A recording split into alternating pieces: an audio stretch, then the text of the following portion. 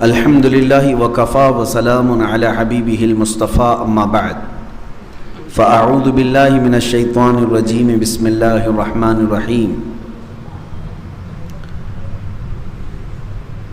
ومن یطع اللہ والرسول فاولئک مع الذین انعم اللہ علیہم من النبیین والصدیقین والشہداء والصالحین وحسن اولئک رفیقا صدق اللہ مولانا العظیم۔ بارگاہ رسالت مآب صلی اللہ علیہ وسلم میں درود پاک کا ہدیہ پیش کریں۔ اللہم صلی علی سیدنا و مولانا محمد معدن الجود والکرم وآلہ واصحابہ الکرام وابنہ الکریم وبارک وسلم صلاة دائمتا سرمدا ابدا۔ عزیزان گرامی وقار، اعلان کے مطابق آج کا ہمارا یہ اجلاس، آج کی ہماری محفل شہزادہ اعلیٰ حضرت تاجدار اہل سنت سیدی سرکار مفتی اعظم ہند رضی اللہ تعالیٰ عنہ کی بارگاہ میں خراج عقیدت پیش کرنے کے لیے ہے۔ کون ہے یہ مفتی اعظم ہند، جن کو دنیا سنیت آج تاجدار اہل سنت کہتی ہے؟ تقوی کے ایک امام کا نام ہے۔ اسی لیے مرشد گرامی نے یوں فرمایا تھا، متقی بن کر دکھائے اس زمانے میں کوئی، ایک میرے مفتی اعظم کا تقوی چھوڑ کر۔ ان کے تقوی کی چند جھلکیاں میں آپ کے سامنے رکھوں گا۔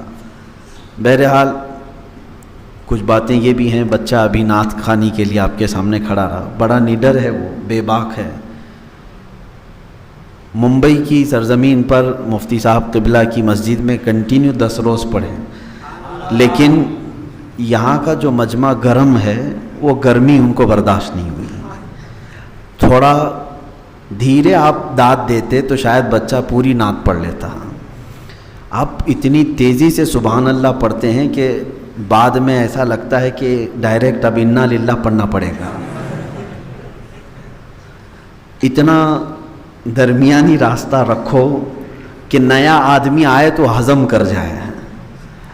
اب میرے ساتھ معاملہ ہے کہ میں عادت ہو چکی ہے، ورنہ نیا آدمی آئے گا تو ان کے نعروں سے گھبرا جائے، اور اتنی جو محفل گرم ہوتی ہے۔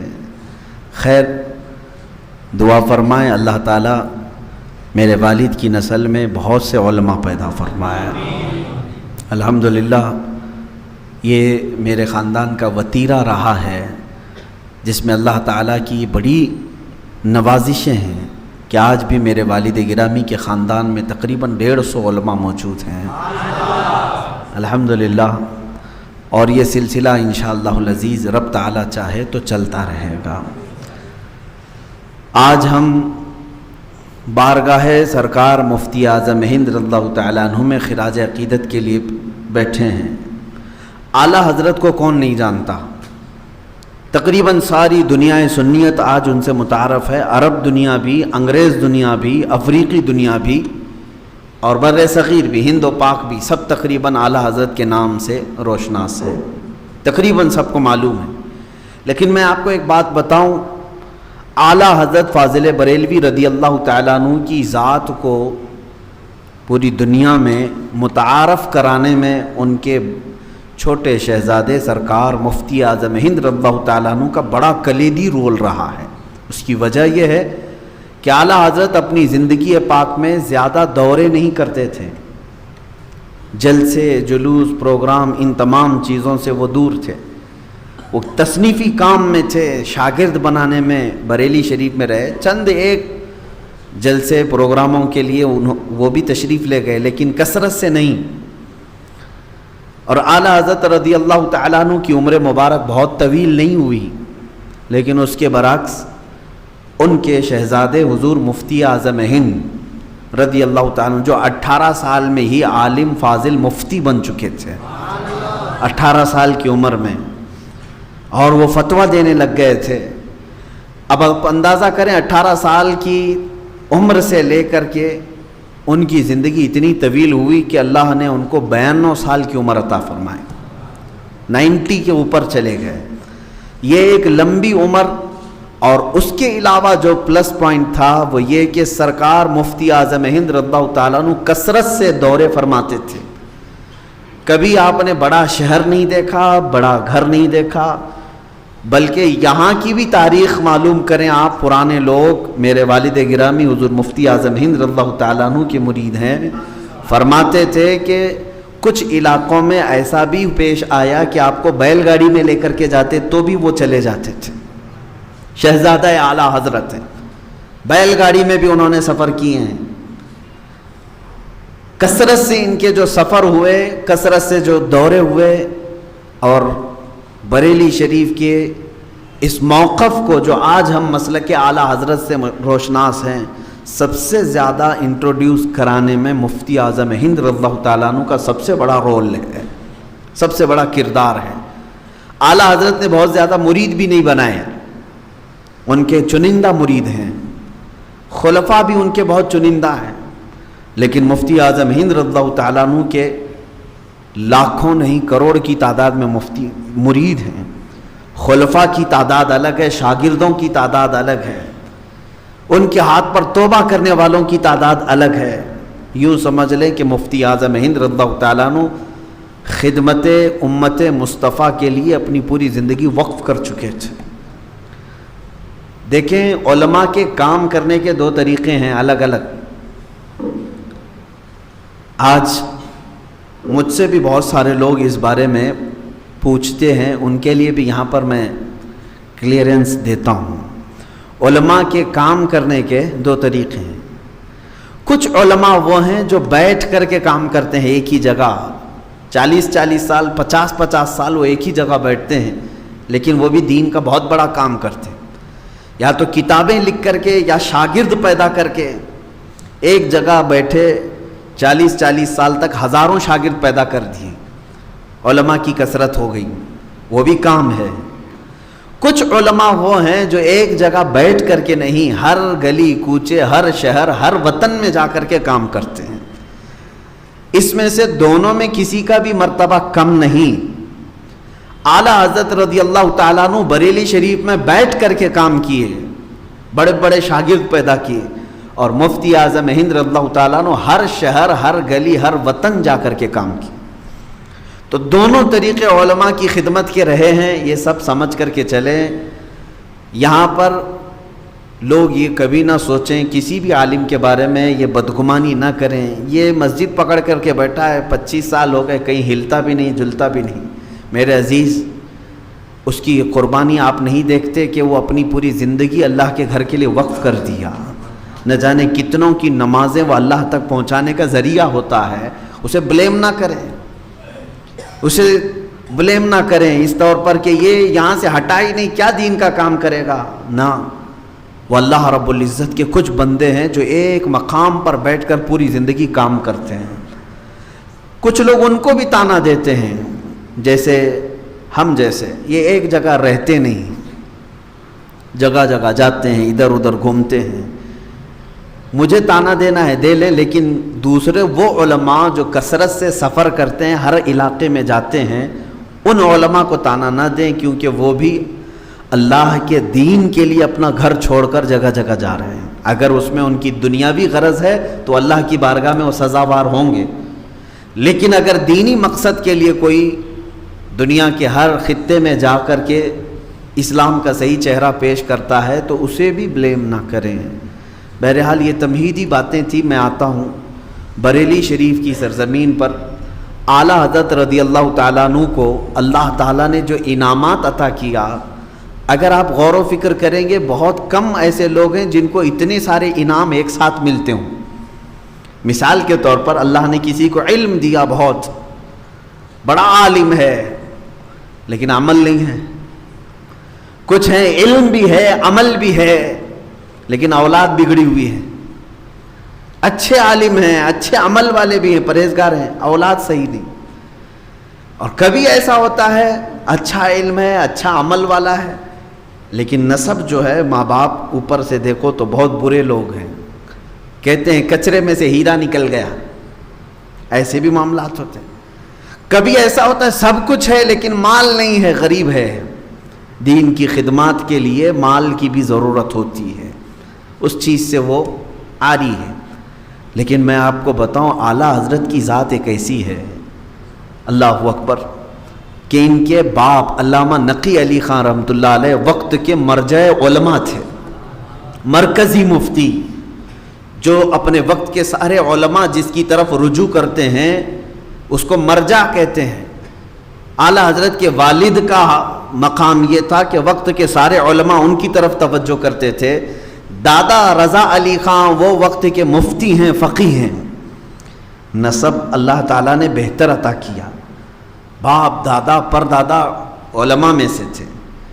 اللہ رب العزت نے اچھے گھر میں پیدا کیا اعلیٰ حضرت کو، باپ بھی عالم، دادا بھی عالم، مفتی، فقیہ، مفسر، لیکن اللہ نے خود اعلیٰ حضرت کو بھی علم کی وہ دولت عطا کیا جہاں تک آج پہنچ نہیں پا رہے لوگ۔ اپنے وقت کی عبقری شخصیت کا نام ہے اعلیٰ حضرت۔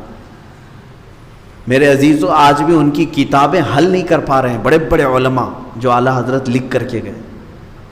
55 قسم کا علم ان کو آتا تھا، 55 قسم کا۔ آج ماہر سے ماہر بندہ بھی پوچھیں کتنے علم پر تجھے مہارت ہے، سائنس میں اگر ماہر ہے تو اسے میتھس سے کوئی تعلق نہیں ہوگا، میتھس کا اگر کوئی پروفیسر ہے تو وہ پھر فزکس میں نہیں آئے گا، اکنامک میں نہیں آئے گا، سب کی اپنی اپنی ایک فیلڈ ہے۔ لیکن اعلیٰ حضرت اس طرح کے 55 علوم پر یکساں مہارت رکھتے تھے، 55 فن، یہ علم کا معاملہ ہے۔ اور عمل بھی اللہ نے عطا فرمایا۔ عمل کا حال یہ ہے کہ زندگی بھر آپ سوئے بھی تو اس طرح کہ آپ پیر ایسا موڑتے تھے، ہاتھ اس طرح سے رکھتے تھے کہ بستر پر اسم محمد کی شکل بنتی پوری زندگی بھر۔ اعلیٰ حضرت رضی اللہ تعالیٰ عنہ کے عمل پر میں پھر کبھی کہوں گا، بیماری کے عالم میں بھی آپ، سخت بیماری کے عالم میں چل نہیں سکتے تھے، لیکن آپ مسجد رضا میں جماعت کے لیے حاضر ہوا کرتے تھے۔ اعلیٰ حضرت رضی اللہ تعالیٰ عنہ کو اللہ نے عمل کے میدان کا بھی بادشاہ بنایا۔ علم بھی اتنا ہی نہیں، علم اور عمل ہے اس عالم دین کے پاس تو ایسا نہیں ہے کہ کسی غریب گھر سے تھے۔ اعلیٰ حضرت کو اللہ تعالیٰ نے مال اتنا عطا کیا تھا کہ وہ بریلی کے سب سے بڑے زمیندار تھے۔ آج بھی بریلی سے قریب کچھ گاؤں ہیں، پورا کا پورا گاؤں اعلیٰ حضرت کی زمین ہے، وہ سب آپ نے ہدیے میں دیا ہے، لوگوں کو خیرات میں دی ہوئی زمین ہے۔ 1-2 ایکڑ کی بات نہیں کر رہا ہوں، 400 ایکڑ 500 ایکڑ زمین اعلیٰ حضرت رضی اللہ تعالیٰ عنہ کی خاندانی جو زمین ہے، جائیدادیں ہیں بڑی تعداد میں، بہت گھریلو اعتبار سے اللہ نے مال سے بھی نوازا، باپ دادا بھی اچھے، علم بھی اچھا، عمل بھی اچھا، اتنا مل گیا تو بہت بڑی نعمت ہے۔ لیکن اللہ نے انعام پر انعام یہ کہ بچے بھی دیے تو ایک مفتی اعظم دیا، دوسرا حجت الاسلام دیا۔ یہ کتنی بڑی سعادتیں ہیں۔ ایک شخص کو اتنی ساری نعمتیں ملے تو اسے کہا جاتا ہے یہ اللہ کا منتخب بندہ ہے، چنا ہوا بندہ ہے۔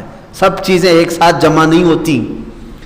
تو اعلیٰ حضرت رضی اللہ تعالیٰ عنہ کے 2 صاحبزادے تھے، بڑے بیٹے جو تھے وہ علامہ حامد رضا خان، ان کو حجت الاسلام کہتے ہیں، حامد رضا خان رحمۃ اللہ علیہ، اور دوسرے صاحبزادے جو تھے مفتی اعظم جن کو کہتے ہیں، آج جن کے عرس میں ہم موجود ہیں، ان کا نام مصطفیٰ رضا خان۔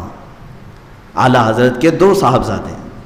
توجہ ہے، میں تھوڑی سی سیرت آپ کے سامنے رکھ رہا ہوں تاکہ ہمارے نوجوانوں کو یہ معلوم ہو کہ نعرے میں بار بار کہا جاتا ہے عشق محبت، عشق محبت، اعلیٰ حضرت، اعلیٰ حضرت، تو وہ کون ہیں اعلیٰ حضرت، ان کا گھرانہ کیا ہے؟ ہر ایک سنی کو یہ معلومات ہونی چاہیے۔ کچھ لوگ زبانی طور پر صرف مسلک کا نام لیتے ہیں، ان کو خود پتہ نہیں مسلک کہتے کسے ہیں، مذہب کہتے کسے ہیں، دین کیا ہے، مذہب کیا ہے، مسلک کیا ہے، یہ سب کی ڈیفینیشن ہر بندے کو معلوم ہونا چاہیے۔ اعلیٰ حضرت رضی اللہ تعالیٰ عنہ کے دونوں صاحبزادے وقت کے بڑے عالم، میں پہلے ان کے بڑے صاحبزادے کی بات کر دوں، اس کے بعد پھر میں مفتی اعظم ہند کی بات کروں۔ حجت الاسلام جن کو کہا گیا علامہ حامد رضا خان، ان کو اللہ نے اتنی صلاحیت عطا فرمائی تھی، وہ خود اعلیٰ حضرت سے پڑھے ہوئے تھے۔ ایک بار یو پی کے ہی کسی شہر میں ایک غیر مقلد عالم نے مناظرے کا چیلنج دیا کہ مولانا احمد رضا خان کے بیٹے مولانا حامد رضا خان آپ آئیے میرے سے مناظرہ کیجیے. آپ چلے گئے مناظرے کے لیے. وہ اس شہر میں جو لوگ تھے وہ غیر مقلد کا مطلب جانتے ہوں گے آپ, اہل حدیث حضرات ہیں, وہابی لوگ ہیں جو تقلید کو نہیں مانتے. ان لوگوں نے مناظرے کا چیلنج کیا. جب اعلیٰ حضرت کے بڑے صاحبزادے حجت الاسلام وہاں پہنچے تو مناظر جو مولوی تھا اس نے کہا کہ مناظرہ ہوگا, میری ایک شرط ہے. آپ نے پوچھا بتائیے کیا شرط ہے؟ اس غیر مقلد مولوی نے کہا کہ مناظرہ ٹوٹل عربی میں ہوگا. اس کے دماغ میں شاید یہی بات ہوگی کہ یہ ہندوستانی ہے, ان کو عربی کیا آتی ہے. وہ سعودی کا پلا ہوا آدمی تھا, کیونکہ وہاں کے ریال ہی ان کو پالتے ہیں, تو ان کو تھوڑا سا زوم بھی ہوتا ہے, ایسا کبر تکبر ہوتا ہے کہ ان کو ہی عربی آتی ہے, باقی بریلویوں کو عربی نہیں آتی. یہ سمجھتے ہیں بریلویوں کو اور یہ سنیوں کو عربی آتی نہیں ہے. یہ سمجھتے ہیں کہ صرف ہم لوگوں کو عربی آتی ہے کیونکہ ہمارا کنیکشن سعودی سے بہت گہرا ہے. یہ سعودی کے ریال سے تمہارا گہرا تعلق ہے, ہم کو تو عربی کے امام رسول اللہ سے تعلق ہے. ہمارا تعلق تو احادیث رسول سے ہے. تم جو عربی جانتے ہو اور ہم جو عربی جانتے ہیں زمین آسمان کا فرق ہے. الحمدللہ میرے ساتھ یہ جو معاملات ہوئے, ایک افغانی تھا مدینہ طیبہ میں, وہ بھی یہی سوچ کر کے کہ ہمارا امامہ دے کے بریلوی آیا ہے, اور آ کر کے سیدھے اسے معلوم ہے کہ ہندوستانی ہے. وہ 4 لوگوں کے درمیان سوچا کہ میں عربی میں بولوں گا, یہ اپنے جگہ کا عالم بن کر کے آتا ہے, اور وہ مدینہ یونیورسٹی میں پڑھ رہا تھا, اسٹوڈنٹ ہے وہاں کا, افغانستان کا, ان کا پلا ہوا آدمی. 4 لوگوں کے ساتھ لے کر کے مجھے پکڑ کر کھڑا ہو گیا. اس نے بھی یہی سوچا تھا کہ ہندوستانی ہے, بریلوی ہے, یہ صرف تقریریں کرتے ہیں اردو میں, ان کو عربی کیا ہے. وہ عربی میں بولنے لگا. اسے یہ معلوم نہیں تھا کہ میں جامعہ ازہر کا پڑھا ہوا ہوں. الحمدللہ یہ اللہ رب العزت کی نوازش ہے, انعام و اکرام ہے. میں اس پر فخر یعنی غرور نہیں کرنا چاہتا, لیکن جب ہماری عربی سنتے ہیں وہ, تو اس نے سب سے پہلا سوال یہ کیا کہ تو ہندوستان سے آیا کہیں اور سے؟ میں نے کہا جو تجھ کو تیری یونیورسٹی میں پڑھاتے ہیں استاد, وہ سارے جہاں کے ہیں, مصر کے, میں وہاں سے آیا. یہ انہی سے پڑھتے ہیں اور پھر ہم سے اس طرح کے مناظرے کے چیلنج کرتے ہیں. بہرحال حجت الاسلام اعلیٰ حضرت کے بڑے بیٹے کو انہوں نے چیلنج کیا, اور کیا کہا؟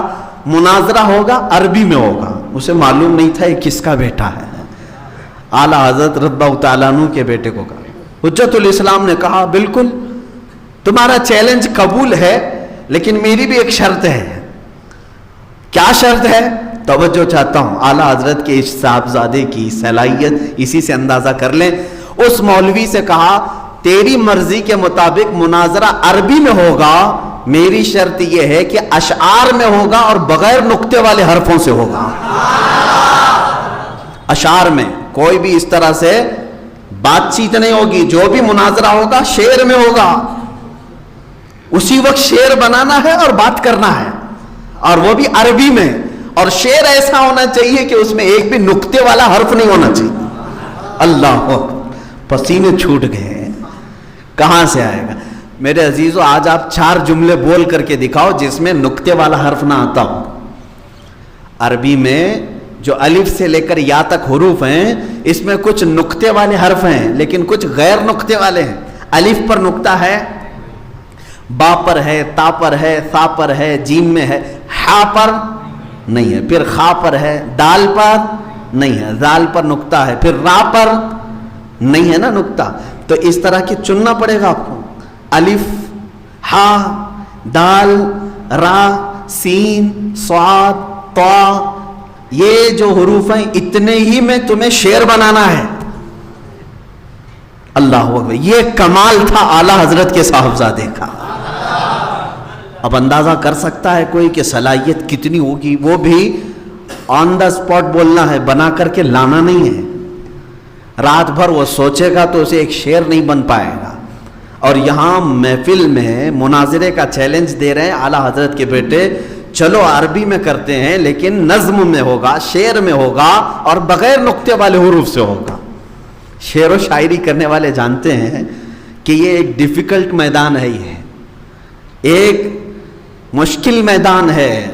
شعر کا مطلب یہ نہیں ہے کہ دونوں طرف خالی فٹ بیٹھ گیا، جیسے کچھ لوگ یہ سمجھتے ہیں 54 55 56 57 58 یہ شعر بن گیا، سب ایک ہی طرح کا لگ رہا ہے۔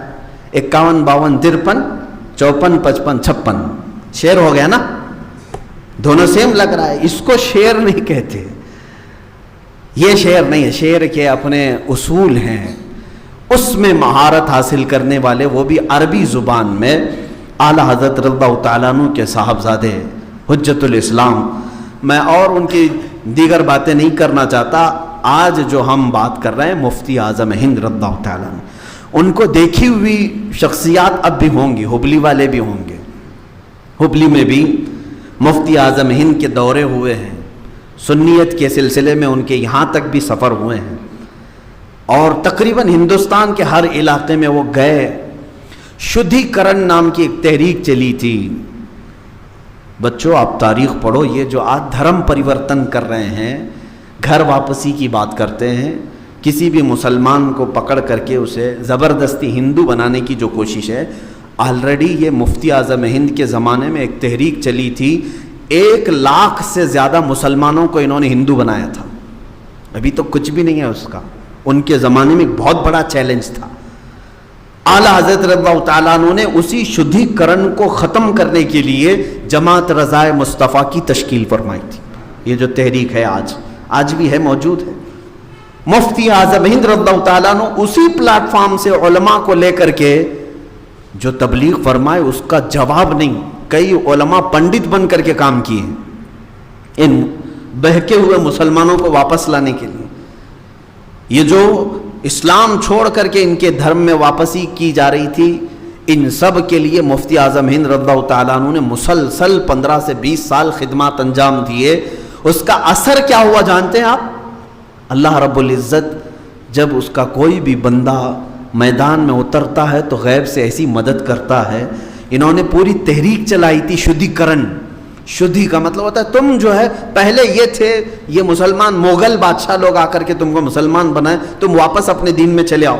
ہر جگہ یہی بھاشن اور سب کا دین چینج کرایا جا رہا تھا، یہ آزادی سے پہلے کی بات ہے۔ لیکن ان علماء نے، اور خاص طور پر مفتی اعظم ہند رضی اللہ تعالیٰ عنہ نے ایسی خدمات انجام دی کہ وہ 1 لاکھ جو چھوڑ کر گئے تھے، الحمدللہ یہ پورے کے پورے واپس اسلام میں آئے، لیکن ساتھ میں 1 لاکھ اور غیر مسلمان بھی ہوئے اور نئے اسلام میں داخل ہوئے 1 لاکھ کے قریب۔ جو ان کے دوست و یار تھے وہ سب کے سب آ گئے۔ اسلام کی فطرت میں قدرت نے وہ لچک دی ہے، جتنا ہی دباؤ گے اتنا ہی وہ ابھرے گا۔ آج بھی یہ اسی کوشش پر چل رہے ہیں، دھرم پریورتن، گھر واپسی۔ آج مفتی اعظم ہند کی ہمیں ضرورت محسوس ہوتی ہے، اس طرح کے قائد کی ضرورت پیش آتی ہے۔ اعلیٰ حضرت رضی اللہ تعالیٰ عنہ کے شہزادے کے جو کام ہیں، تنظیمی کام، انہوں نے پورے ہندوستان کے علماء کو یکجا کیا تھا، سینٹرلائز کیا تھا ممبئی کی سرزمین پر۔ اور ایسے حالات تھے مفتی اعظم ہند رضی اللہ تعالیٰ عنہ کے زمانے میں، سنیوں میں اختلاف نظر نہیں آتا تھا، سنیوں میں اختلاف، بڑے بڑے جتنے خانقاہ کے پیران نظام تھے، علماء تھے، مفتی اعظم ہند رضی اللہ تعالیٰ عنہ نے سب کو ایک جگہ جمع کر کے ایک تنظیم بنائی تھی، سنی جمعیت العلماء۔ ممبئی کی آج بھی ہے وہ، لیکن اس کے مقاصد پر نہیں ہے، یعنی مقاصد تو اس کے آج بھی موجود ہیں لیکن افراد نہیں ہیں اس میں آج اس طرح کے۔ اسی سنی جمعیت العلماء میں آپ کو میں بتاؤں، مفتی اعظم ہند ہیں، ماررہ شریف سے سید العلماء ہیں، کچھوچا شریف سے محدث اعظم ہند ہیں، مراد آباد سے صدر الافاضل نعیم الدین مراد آبادی ہیں، پیلی بھیت سے شیر بیشہ اہل سنت حشمت علی خان صاحب قبلہ ہیں، گھوسی کے حضور صدر الشریعہ ہیں، اکابرین وقت سب مفتی اعظم ہند کے پرچم تلے سب کو جمع کر کے رکھا گیا تھا۔ اور سب کے اوپر ایک کیسا کنٹرول تھا جانتے ہیں؟ کوئی بھی کسی بھی علاقے کا فتویٰ پوچھنے کے لیے آئے کسی بھی عالم کے بارے میں، فتویٰ نہیں دیا جائے گا جب تک یہ علماء کا پینل فیصلہ نہیں کرے گا. کسی بھی پیر کے بارے میں کسی شخص کے بارے میں فتویٰ نہیں جائے گا, کیونکہ لوگ کھلواڑ کرتے ہیں نا فتوے کے ساتھ. یہ مفتی اعظم ہند رضی اللہ تعالیٰ عنہ کے بڑے کاموں میں سے ایک تھا, سنیت کو ایک جا جمع کرنے کے لیے, ایک پلیٹ فارم پر رکھنے کے لیے انہوں نے اپنی پوری زندگی قربان کی ہے. کئی معاملات ایسے آتے ہیں کہ آپسی فقہی اختلافات ہوتے ہیں, فقہی اختلافات میں بھی مفتی اعظم ہند رضی اللہ تعالیٰ عنہ نے ہمیشہ لوگوں کو صلح کرانے کی کوشش فرمائی.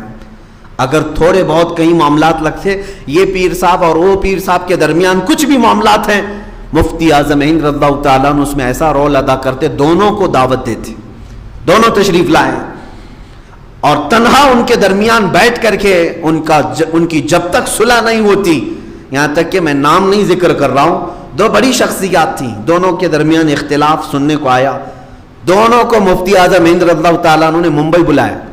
بڑے بڑے پیر صاحب تھے, جو کچھ بھی تھے ان کے سب بیٹھ کر کے سنا, اور دونوں کے درمیان صلح کرانے کا طریقہ کیا تھا جانتے؟ اللہ اکبر.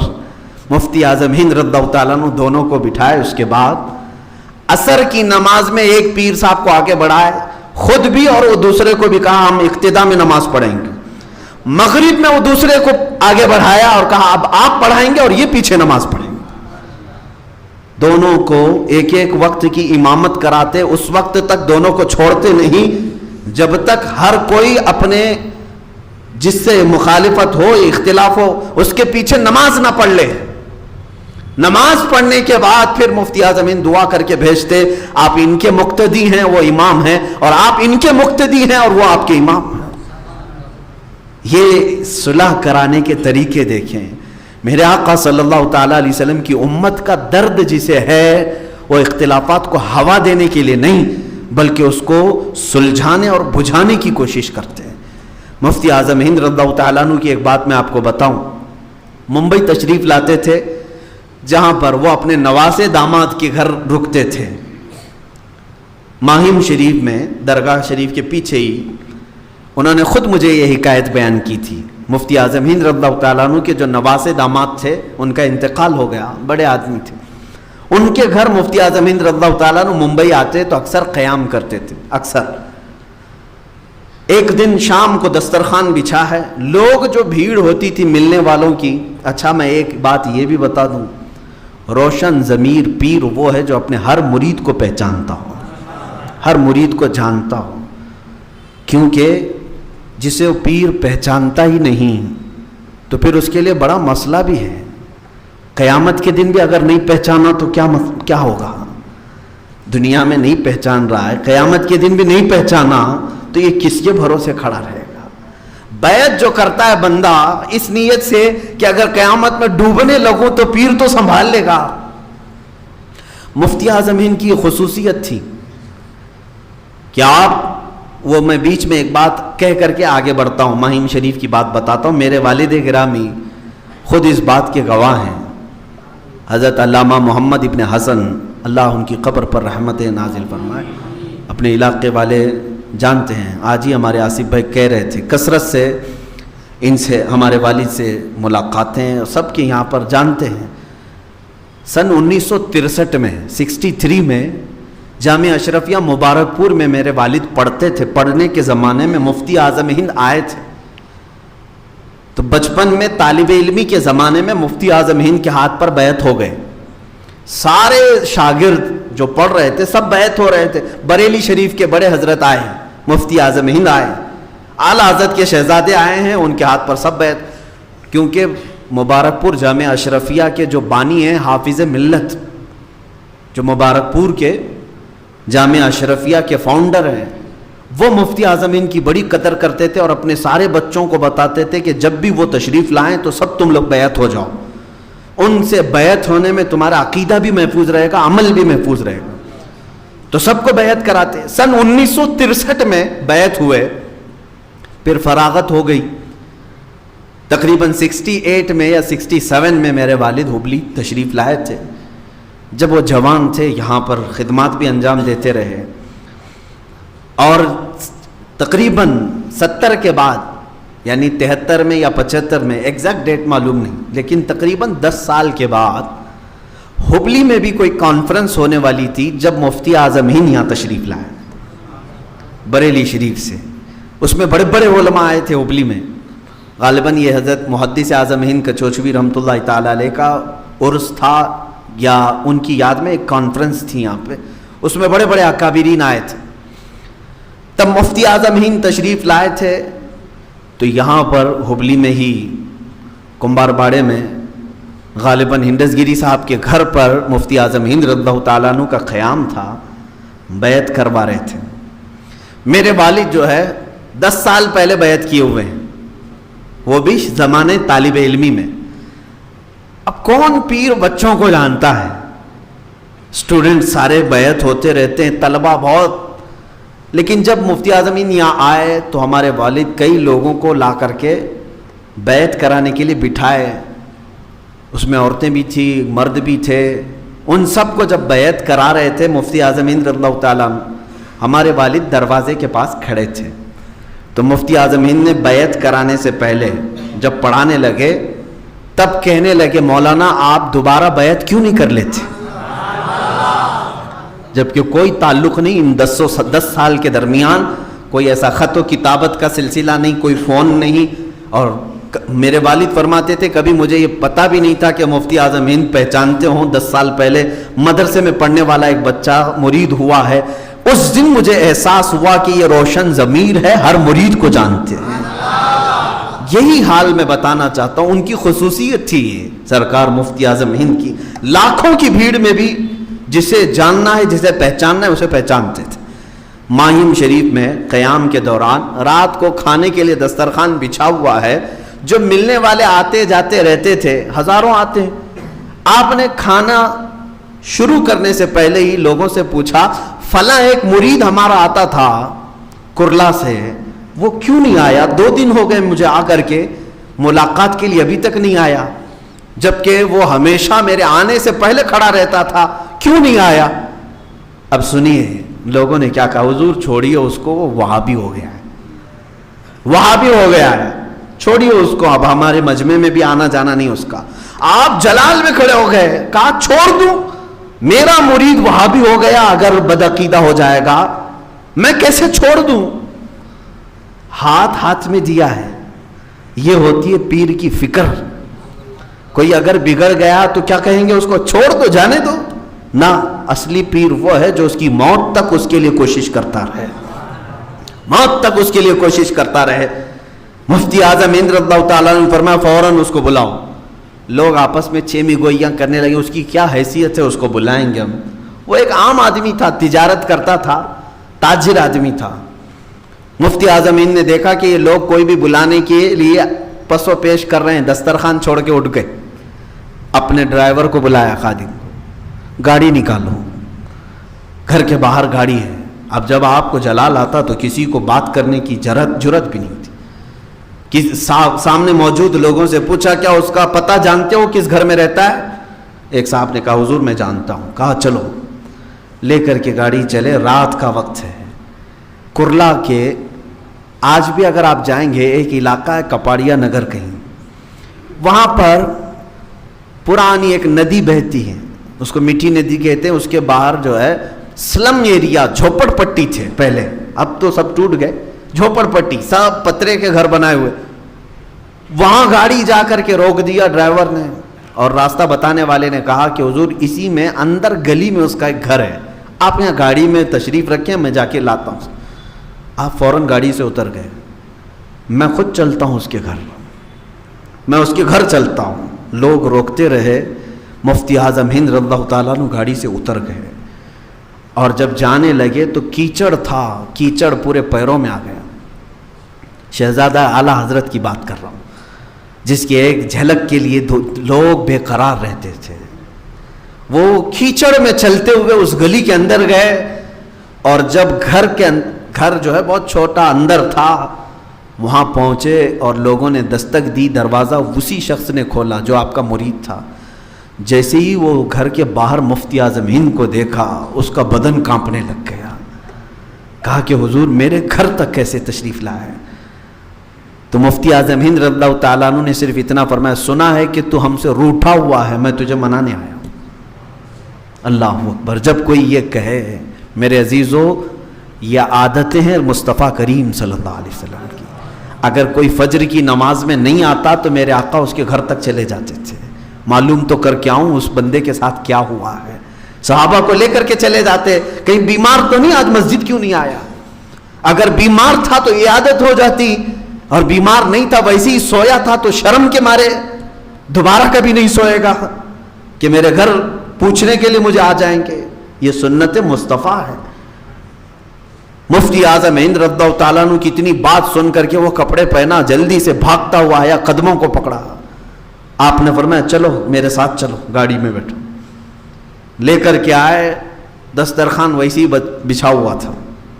مائم شریف آنے کے بعد بیٹھ کر کے آپ نے سب سے پہلے سختی سے پوچھا، بتا کیا وجہ ہے کہ تو غلط عقیدے کی طرف چلا گیا، بد عقیدہ ہونے کی کوشش کیا، یا تیرا میل جل فلاں فلاں فلاں کے ساتھ ہو گیا، میں تیرے بارے میں کیا سن رہا ہوں؟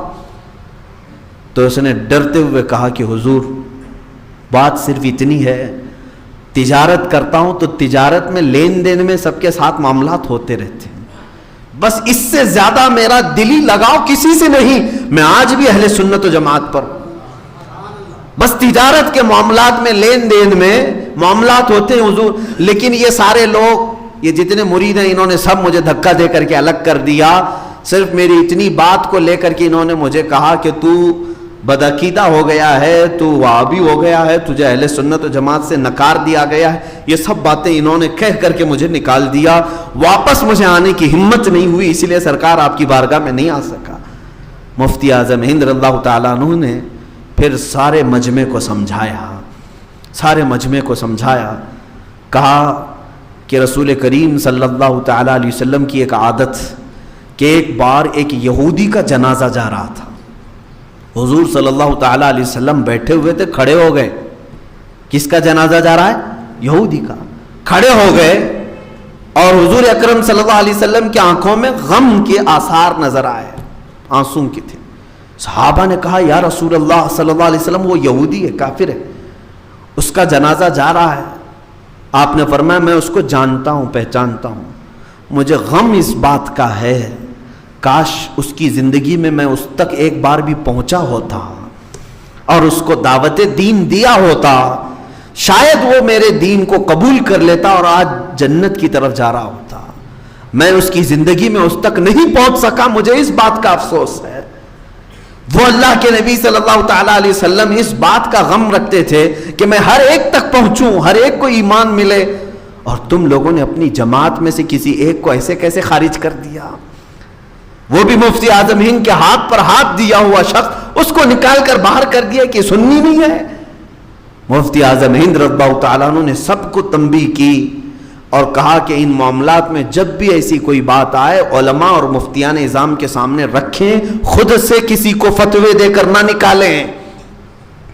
سختی کے ساتھ جب آپ نے فرمایا، اور پھر اس شخص کو بھی تنبیہ کی کہ معاملات کیا ہیں، موالات کیا ہیں، کس حد تک آپ غیر مسلمین سے تعلقات رکھ سکتے، یہ سارے اصول سمجھائے، اور پھر اس سے کہا کہ عہد کرو کہ اہل سنت و جماعت پر مضبوطی سے قائم رہوں گا۔ اس نے کہا حضور اس سے میں بال برابر بھی نہیں ہٹوں گا، بس تجارت کے معاملات تھے اس لیے میں چلا گیا۔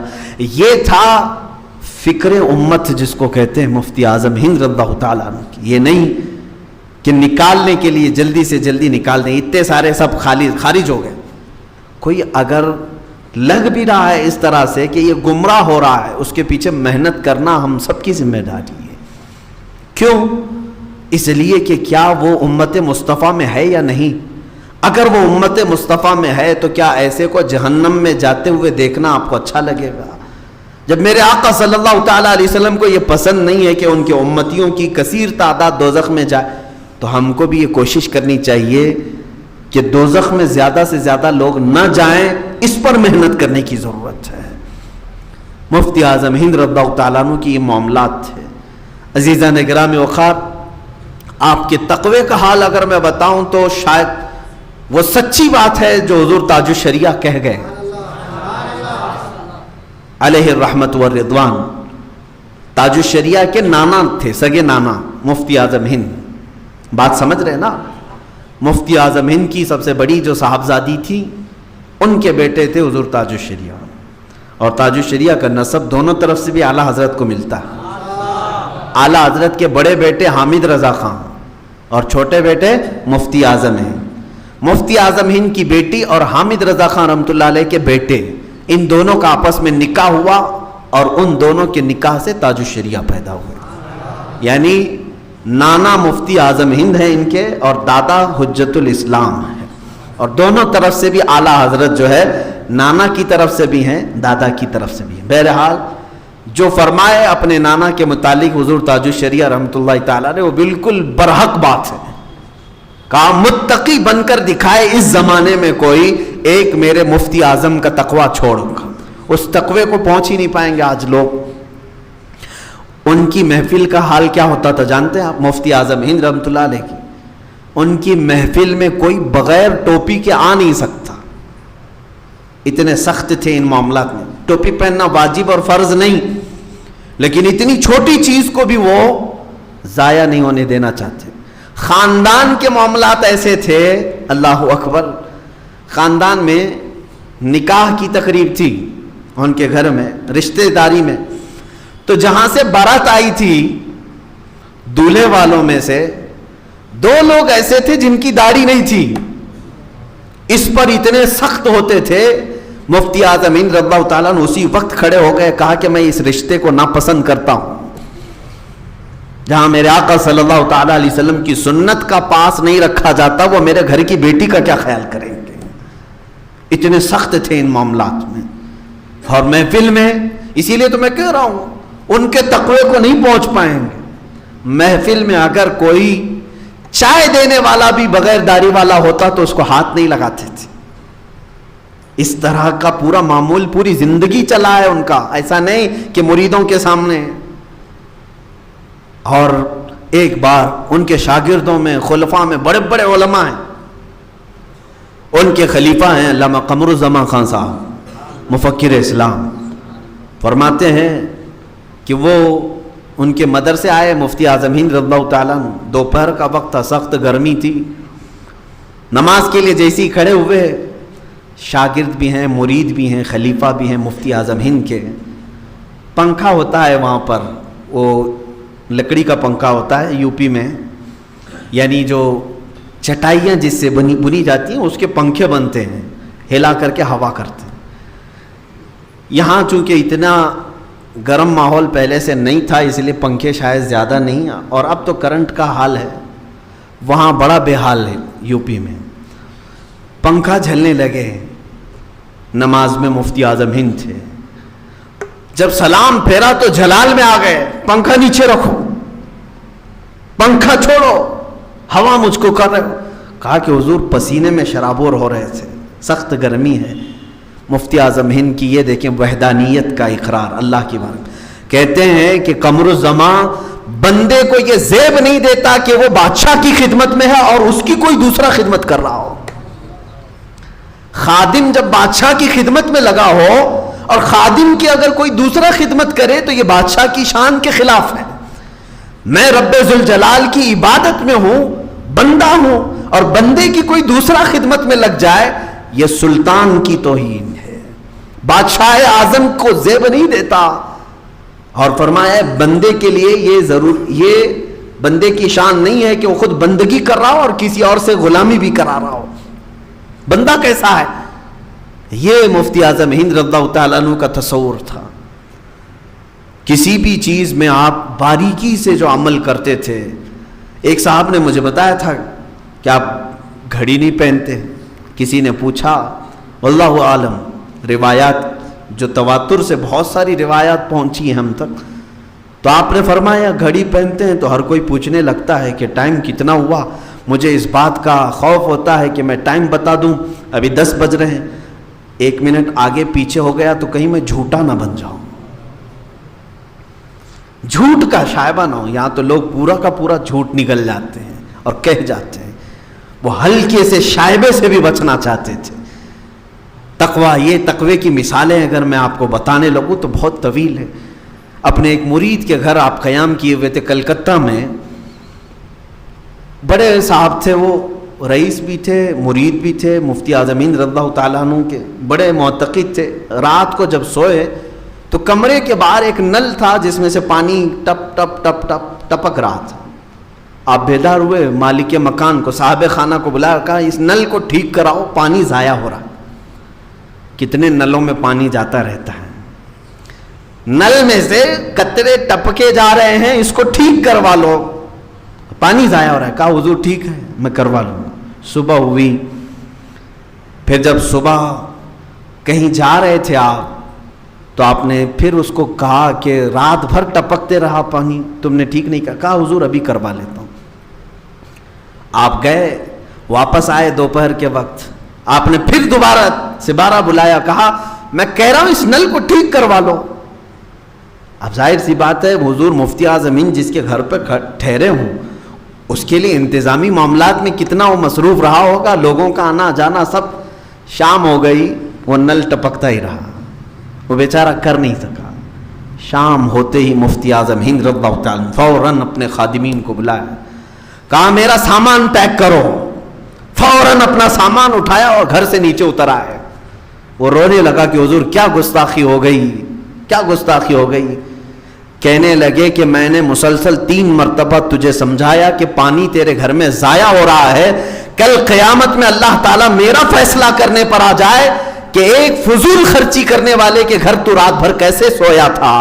میں کیا جواب دوں میرے مولا کو، جبکہ وہ رب تعالیٰ قرآن میں فرما رہا ہے ان المبذرین کانوا اخوان الشیاطین، فضول خرچی کرنے والے شیطان کے بھائی ہیں. میں کسی شیطان کے بھائی کے گھر میں رات قیام نہیں کر سکتا. خالی نل ٹپک رہا ہو، پانی کے قطرے ٹپک رہے ہو. ہے کسی کا یہ تقوی، اس شان کا تقوی؟ عزیزان گرامی وقار، نمازوں کا حال تو یہ تھا، اللہ اکبر، پوری زندگی بھر آپ کی کوئی نماز قضا نہیں رہی. 90 سال کی عمر میں ایک جملہ آپ میں بتا دوں، 90 سال کی عمر کو جب پہنچے ہیں، میرے استاذ گرامی جو حضور مفتی اعظم ہند رضی اللہ تعالیٰ عنہ کے خلیفہ بھی ہیں، وہ فرماتے ہیں کہ ہمارے سامنے مفتی اعظم ہند رحمۃ اللہ علیہ یوں کہا کرتے تھے کہ میاں میری جوانی کب آئی اور کب گئی مجھے پتہ ہی نہیں چلا. کیا کہتے تھے 90 سال کی عمر میں؟ میری جوانی کب آئی اور کب گئی مجھے پتہ ہی نہیں چلا. یہ بات وہ بندہ کر سکتا ہے جو جوانی کی عیاشیاں نہ کیا ہو، جو جوانی کی رنگینیوں میں نہیں ڈوبا، وہی تو بول سکتا ہے. ورنہ سب کو معلوم ہے جوانی انگارہ ہوتی ہے، جوانی میں لذتیں ہر کوئی لوٹ لیتا ہے. مفتی اعظم ہند رضی اللہ تعالیٰ عنہ فرما رہے 90 سال کی عمر میں میری جوانی کب آئی اور کب گئی مجھے پتہ ہی نہیں چلا. بچپنا بھی ویسا ہی، جوانی بھی ویسی، بڑھاپا بھی ویسا ہی. اللہ رب العزت نے جو تقوی کا امام بنایا اس کی مثال نہیں ملتی میرے عزیز، مثال نہیں ملتی. ہر چیز میں آپ نے شریعت مصطفیٰ صلی اللہ علیہ وسلم کو ملحوظ رکھا، حتیٰ کہ سنت مصطفیٰ کوئی بھی چھوٹنے نہیں دیتے تھے. آپ کا یعنی روز مرہ کا جو معمول ہے اس اعتبار سے بھی سنت کے خلاف کوئی کام نہیں کرنا چاہتے. آج تو ہم ساری چیزیں کر لے جاتے ہیں جائز اور ہونے کے اعتبار سے، بہت ساری چیزیں جائز ہیں، لیکن جائز کاموں میں بھی وہ بہت ساری چیزیں نہیں کرتے تھے. جائز کاموں میں بھی ہم تو ٹیبل کرسیوں پہ بیٹھ کر کھا لیتے ہیں، جائز ہے نا. مفتی اعظم ہند رضی اللہ تعالیٰ عنہ کبھی نہیں بیٹھتے تھے. کہا میں نے کبھی میرے مصطفیٰ کریم صلی اللہ علیہ وسلم کو سنا نہیں کہ وہ اوپر بیٹھ کے کھاتے تھے، حالانکہ یہ جائز کام ہے. چمچ سے توڑ کر کسی چیز کو نہیں کھاتے تھے. کہا نہیں، میرے آقا صلی اللہ تعالیٰ علیہ وسلم اپنے ہاتھوں سے کھایا کرتے ہیں. جس کو سنت رسول کا اتنا پاس و لحاظ ہو، اسی لیے میرے عزیزوں سچ کہا حضور تاج الشریعہ نے، متقی بن کر دکھائے اس زمانے میں کوئی ایک میرے مفتی اعظم کا تقوی چھوڑ کر. اس تقوی کو نہیں پہنچ پائیں گے آج کے دور میں. وہ نمازوں کے معاملات میں اتنے سخت تھے، اللہ اکبر، بہت سخت تھے. کبھی کبھار ایسا ہوتا تھا آپ امامت نہیں فرماتے تھے. اکثر مفتی اعظم ہند رضی اللہ تعالیٰ نے امامت نہیں پر، لیکن جو امام ہوتا اس کی حالت بڑی خراب ہوتی تھی. رمضان میں وہاں بریلی والے بتاتے ہیں جب تراویح ہوتی تھی، کبھی کبھار جو ہے 30 رکعت 32 رکعت 36 رکعت ہوتی تھی. کہا کیسے؟ ارے 20 رکعت ہی تو ہے تراویح. کہا نہیں، یہاں اکثر ہوتا تھا 20 کی بجائے 30 ہوتی تھی، 32 ہوتی تھی، 34. میں نے پوچھا ایسا کیوں؟ کہا 2 رکعت میں غلطی ہوئی، مفتی اعظم نے کہا دوبارہ دوہراؤ. دوبارہ ہو گئے، پھر دوسری رکعت صحیح، پھر 2 رکعت کے لیے امام کھڑا ہوا، غلطی ایسی آئی کہ آپ نے فرمایا پھر دوبارہ پڑھاؤ. کبھی کبھار رمضان میں 36 رکعتیں ہو جاتی تھی. اس وقت تک امام کے پڑھانے کی بار بار اصرار کرتے جب تک صحیح شریعت کے مطابق تجوید ادا نہیں ہوتی تھی. اور ان کے سامنے پڑھایا ہوا بھی وہ صحیح میوانوں میں اپنے وقت کا امام ہوگا، اپنے وقت کا امام ہی ہوگا. عزیزان گرامی وقار، تقریروں کا معاملہ آج تو جسے جو چاہے وہ بول کر کے چلا جائے، اسٹیجوں پر، مائک پر، جس کو جو ملے بول کے چلا جائے. کیونکہ اب ہمارے ہاں کوئی کنڈیشن نہیں ہے نا، منہ کھلا ہوا ہے، بول کے لب آزاد ہیں تیرے. وہی حالات ہیں آج. مفتی اعظم ان کا زمانہ ایسا نہیں تھا، ایسا نہیں. اسٹیج پر کون بولے گا، کیا بولے گا، سب طے ہوتا. اور بیان کرنے والا جو گھنٹہ بھر بیان کرتا وہ 5 منٹ میں بیٹھ جائے. کیونکہ مفتی اعظم ہند رضی اللہ تعالیٰ عنہ لہجے کو اور الفاظ کو بھی اتنا کور کرتے. اب مثال کے طور پر بتائیں، کسی نے تقریر میں کہا کہ ارے آج ہماری قوم اتنی بدنصیب ہو گئی ہے کہ فلاں فلاں کاموں میں مصروف ہو گئے ہیں اور ہم لوگ دیکھیں بڑے بدنصیب ہیں. مفتی اعظم ہند اسی وقت، ایسا نہیں کہ تقریر پوری کر لے بعد میں ان کو اسی وقت مولانا رک جاؤ، یہ جملہ غلط نکالا آپ نے. امت مصطفیٰ بدنصیب ہو ہی نہیں سکتی.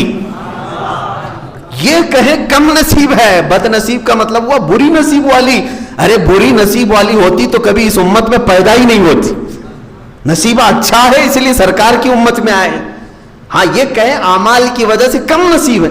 انہوں نے جملہ ٹھیک کر لیا، اب تھوڑا اور آگے بڑھیں، کچھ اور جملہ ہے، پھر بتائیے کس کی تقریر کمپلیٹ ہوگی. اسی لیے مناسب لوگ یہی سمجھتے تھے ان کے جلسوں میں، یا وہ جب بیٹھتے. اچھا یہ بھی نہیں کہ پیر صاحب رات کے 2 بجے آ رہے ہیں.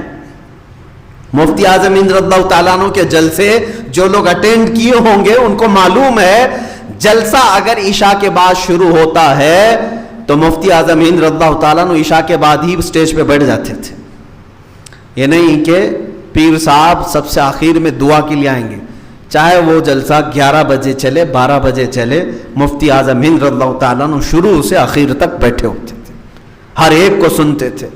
کچھ لوگوں نے کہا کہ حضور آپ آرام کریں آخر میں آ جائیں. آپ نے فرمایا میرے آنے سے پہلے پتہ نہیں کون کون کیا کیا بول جائے اور امت کو کیا کیا کہہ جائے، بعد میں آنے والے یہ کہیں گے مفتی اعظم کے اسٹیج سے ایسی بات ہوئی تھی. دلیل بنا لیں گے نا لوگ. لیکن مفتی اعظم ہند رضی اللہ تعالیٰ عنہ ایسا ہوا ہے، میرے تجربے میں موجود بات میں بتا رہا ہوں. بڑے بڑے پیروں کا اسٹیج کچھ جاہل مولوی استعمال کرتے ہیں، ان کے آنے سے پہلے جو من میں آیا وہ بک دیا. وہ سمجھ میں نہیں آتا ہے کہ الفاظ ہیں کہ پھر کیا ہے، واللہ عالم. لیکن بدنامی اس بڑے شیخ کی ہوتی ہے، جب وہ تشریف لاتے ہیں ان کو تو پتہ ہی نہیں رہتا ان سے پہلے کیا کیا بولا گیا. بعد کی پبلک ہمیشہ اس کو دلیل بناتی ہے کہ نہیں اس اسٹیج سے کہا گیا جس میں فلاں حضرت آئے ہوئے تھے. مفتی اعظم ہند رضی اللہ تعالیٰ عنہ اس پر بڑی توجہ فرماتے تھے، بڑی توجہ فرماتے تھے.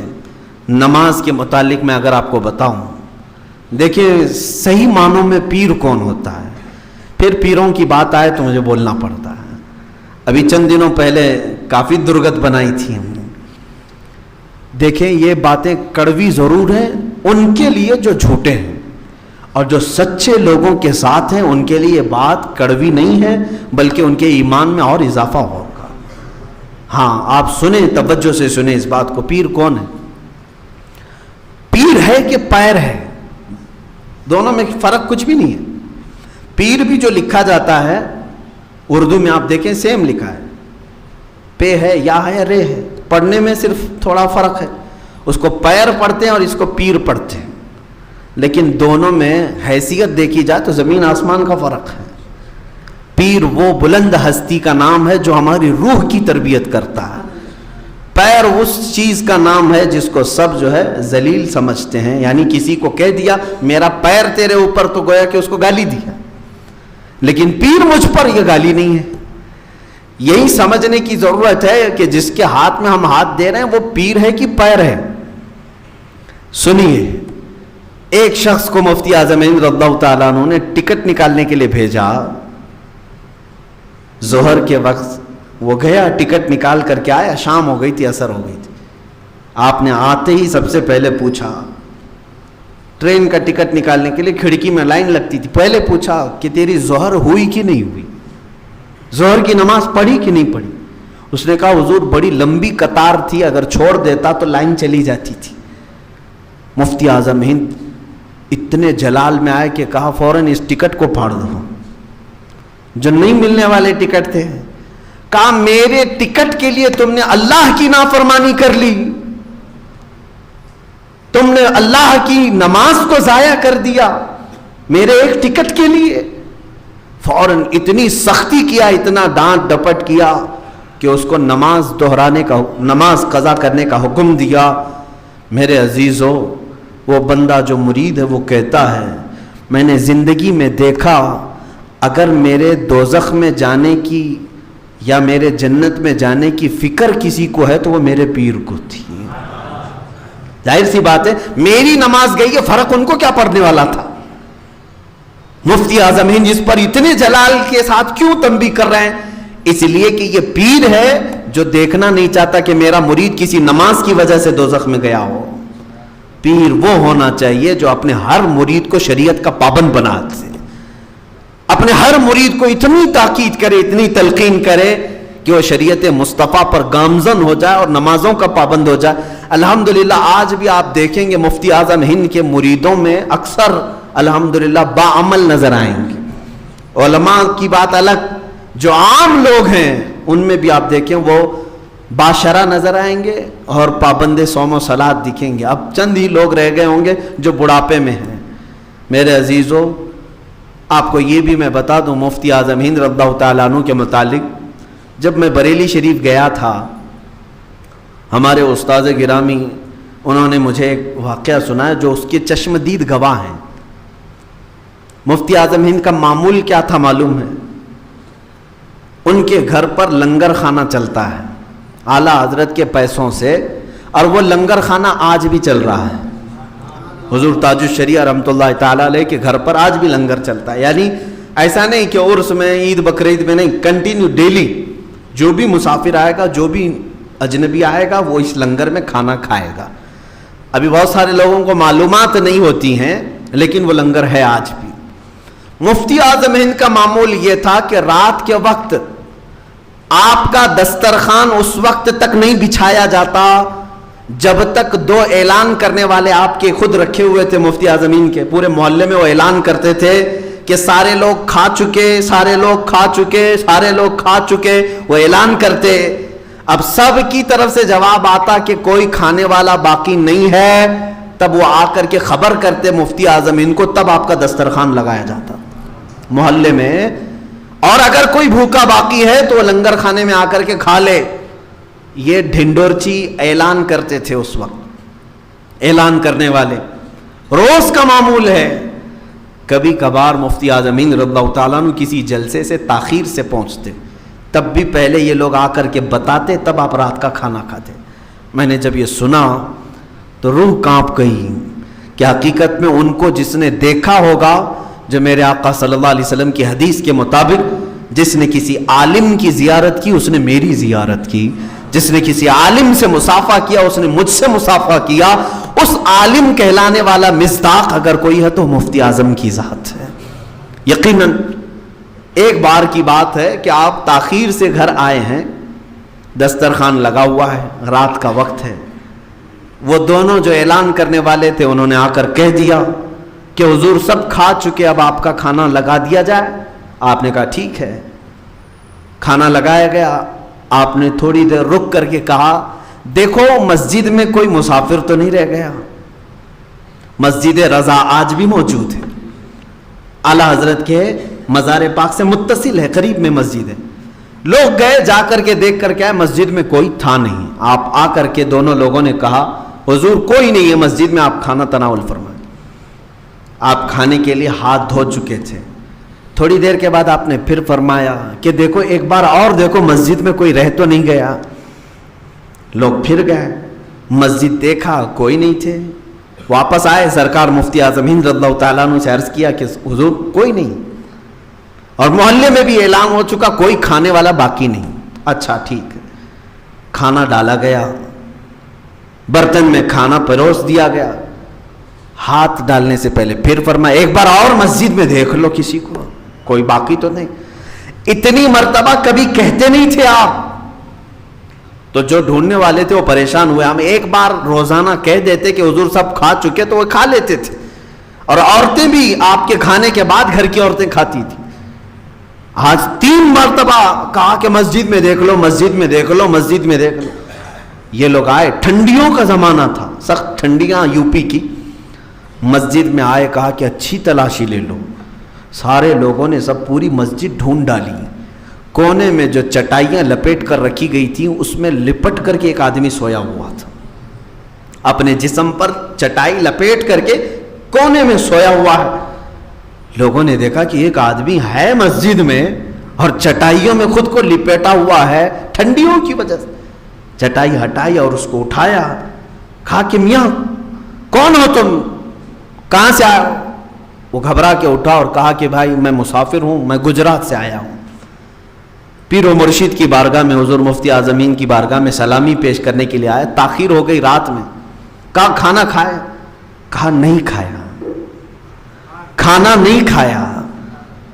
کہا کہ چلو لنگر خانے میں کھانا موجود ہے، تم کھا لو.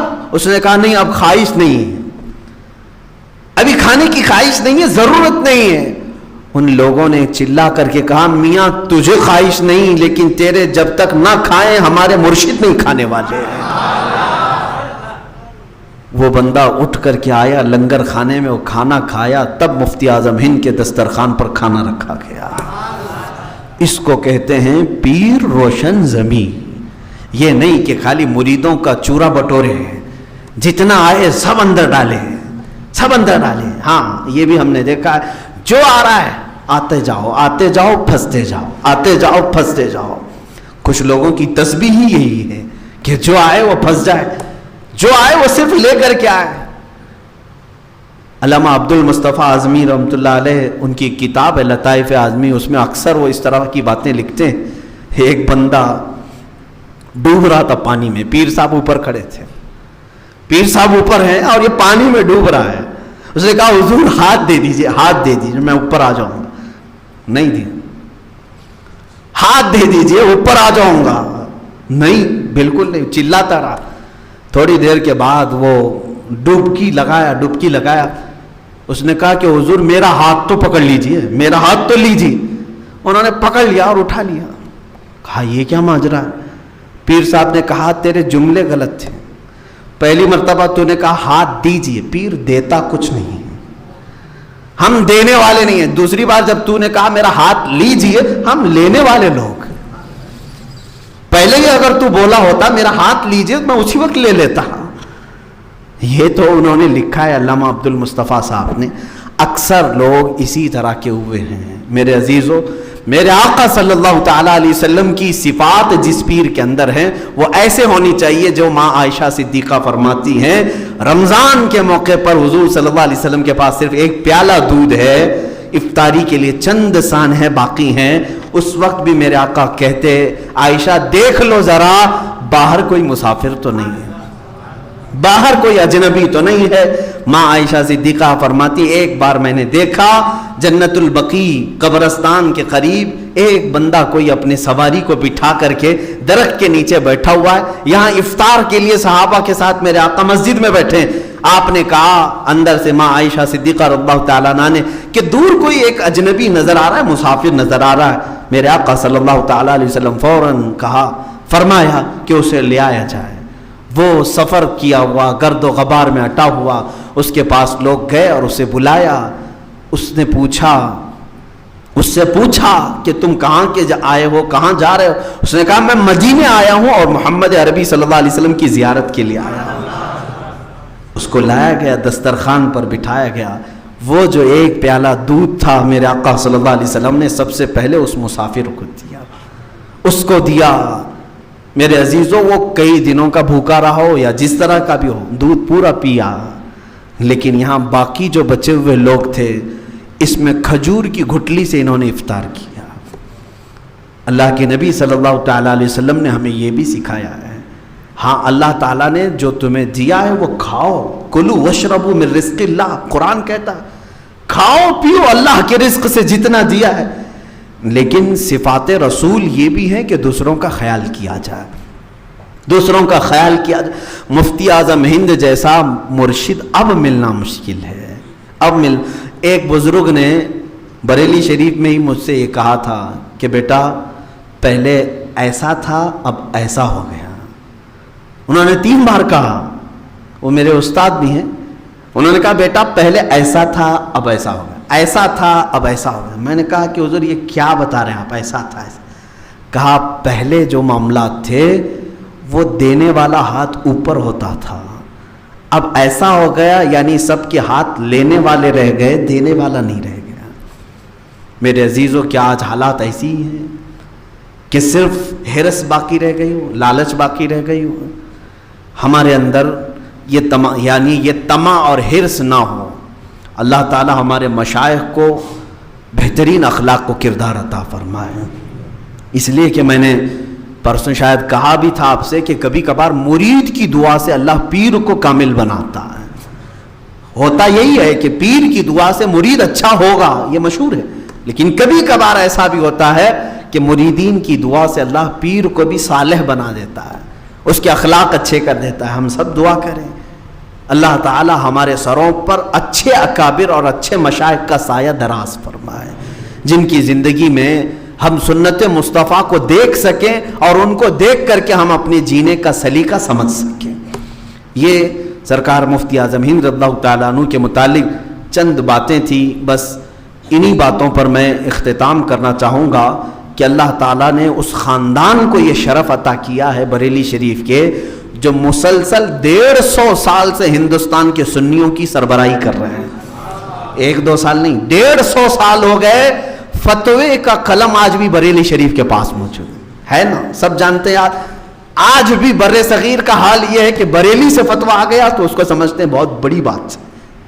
یہ جو اللہ تعالیٰ نے اس خاندان کو انعام و اکرام عطا کیا ہے، یہ ان کا تقوی بھی ہے، ان کی پرہیزگاری بھی ہے، ساتھ میں عشق رسول بھی ہے۔ آخر 2 چند اشعار مفتی اعظم ہند رضی اللہ تعالیٰ عنہ کے پیش کرتا ہوں۔ اندازہ کرو میرے عزیزو، جسے اللہ نے علم سے نوازا ہو، تقوی سے نوازا ہو، آپ کا حال یہ تھا کہ کئی ایسے ضرورت مند لوگ آتے، دلوں میں کیا کیا حالات لے کر کے آپ ان کو محسوس کر لیتے تھے۔ الہ آباد سے ایک غیر مسلم، نان مسلم ہے، وہ چلا تھا مفتی اعظم ہند کی بھیڑ بھاڑ کو دیکھ کر کے، گرو جی آئے ہوئے ہیں، میں بھی چلوں۔ وہ چلتے چلتے کچھ بات کرنا چاہتا تھا، موقع ہی نہیں ملا، بریلی شریف تک وہ آ گیا، ان کا پیچھا کرتے ہوئے بریلی شریف تک آ گیا۔ راوی بتاتے ہیں کہ مفتی اعظم ہند رضی اللہ تعالیٰ عنہ بریلی پہنچے تو فوراً اپنے گھر میں گئے اور ایک تعویذ لکھی اور لے کر باہر آئے، اس شخص کو بلایا جو غیر مسلم تھا، کہا ادھر آؤ۔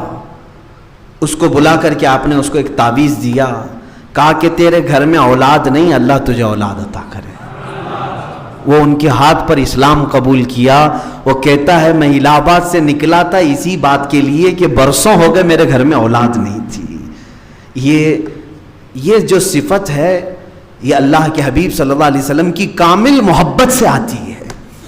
کامل محبت جب بندہ کرتا ہے تو اللہ اس کے دل میں ضرورت مند لوگوں کے خیالات، ضروریات کو اس کے دل میں ڈال دیتا ہے۔ مثال کے طور پر میں آپ کو بتاؤں، میں مسجد سے باہر نکل رہا ہوں، یہاں پر سینکڑوں لوگ ہیں، کسی ایک ہی کو میں بلایا، مجھے معلوم نہیں، اور میں نے اس کو نکال کر کے 100 روپے دیے، کہا لے جاؤ، اللہ تمہاری ضرورتیں پوری کرے۔ اتفاق ایسا کہ اسی بندے کو 100 روپے کی ضرورت تھی اور اس کے گھر میں کچھ بھی نہیں تھا، دیکھنے میں تو ایسا لگے گا کہ کیا ان کو مولانا کو علم غیب تھا، میرے گھر میں کچھ بھی نہیں تھا اور انہوں نے 100 روپے مجھے پکڑایا برابر ٹائم پہ۔ میرے عزیزو، اس کو میں علم غیب نہیں کہتا۔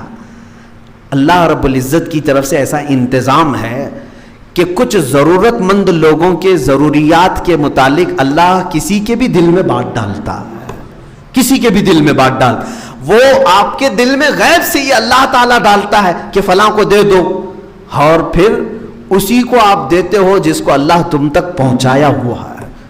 مفتی اعظم ہند رضی اللہ تعالیٰ عنہ کے ساتھ ایسا کثرت سے ہوا ہے، کثرت سے ہوا۔ اچھا، بہرائچ شریف کی ایک بات میں بتاؤں کہ لوگ جوک در جوک کھڑے رہتے تھے تعویذ کے لیے، تعویذ کے لیے۔ میں نے سنا ہے، اچھا، مفتی اعظم ہند رضی اللہ تعالیٰ عنہ تعویذ بھی لکھتے تھے، اور عمل کے میدان میں آپ بہت ہی پرہیزگاری اور بہت اعلیٰ درجے کو پہنچے ہوئے تھے۔ میرے والد گرامی کو حضور مفتی اعظم ہند رضی اللہ تعالیٰ عنہ نے کئی عملیات کی اجازت بھی تھی، اور ان کا خط بھی آیا تھا میرے والد کو اجازات کے ساتھ، لیکن خود مفتی اعظم ہند کیا لکھتے تھے؟ آج میں بھی ضرورت مند لوگوں کو تعویذ دیتا ہوں۔ تعویذ میں قرآنی آیات ہوتی ہیں، قرآنی آیات ہیں، اور جو بزرگوں سے ثابت دعائیں ہیں وہ ہم لکھ کر کے دیتے ہیں۔ شفا تو اللہ ہی کی طرف سے، ڈاکٹر بھی گولی دیتا ہے لیکن شفا نہیں دیتا، شفا اللہ کی طرف سے۔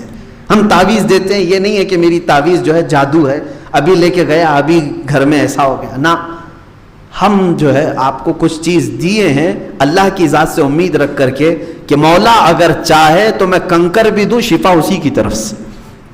مفتی اعظم ہند رضی اللہ تعالیٰ عنہ خود جو تعویذ لکھتے تھے، کیا، اب مثال کے طور پر میں کوئی آیا اولاد کے لیے، اس کے لیے ایک الگ تعویذ ہے، آیات الگ ہے، کوئی شوہر بیوی کے جھگڑے ہیں اس کے لیے الگ ہے، شریر بچے ہیں ان کے لیے کچھ الگ ہے، عملیات کے میدان میں سب تعویذیں الگ۔ لیکن مفتی اعظم ہند رضی اللہ تعالیٰ عنہ کے پاس کئی طرح کی شکایتیں لے کر کے لوگ آنے والے، اور سب کی تعویذ میں صرف درود پاک۔ بیمار ہے، درود شریف، بسم اللہ الرحمن الرحیم لکھا، درود شریف لکھا۔ اولاد نہیں ہے، بسم اللہ الرحمن الرحیم درود شریف لکھا۔ شادی نہیں ہو رہی، رشتے نہیں ہو رہے، بسم اللہ الرحمن الرحیم درود شریف لکھا۔ سب کے لیے ہی۔ لیکن جب کسی دوسرے کو اجازت دیتے تھے، وہ عملیات سب دیتے تھے۔ آپ سے آپ کے خلیفہ نے پوچھا کہ حضور ہر بیمار کو صرف درود ہی؟ انہوں نے کہا میاں یہ تعویذ تو ایک ذریعہ ہے، تعویذ تو ایک ذریعہ ہے سامنے والے کے دل کی تسلی کے لیے، اصل شفا تو اللہ ہی کی طرف سے، اصل شفا اللہ ہی کی طرف سے ہے۔ اگر میں پورا قرآن کسی کو لکھ کر کے دوں، اللہ نہ چاہے تو اس کی بیماری کبھی صحیح نہیں ہوگی، اور اگر اللہ چاہے میں اس کو صرف انگلی سے پھیر کر کے دے دوں تب بھی اللہ اس کو برکت دے دے گا۔ یہ ان کا توکل تھا، یقین تھا۔ میں بات یہ کہنا چاہ رہا تھا، جس کو اللہ نے اتنی قوت عطا فرمائی، اتنی طاقت عطا فرمائی، اور بزرگوں میں آپ کا مقام و مرتبہ یہ تھا، اللہ اکبر، بات ختم ہوتے ہوتے پھر لگ جاتی ہے۔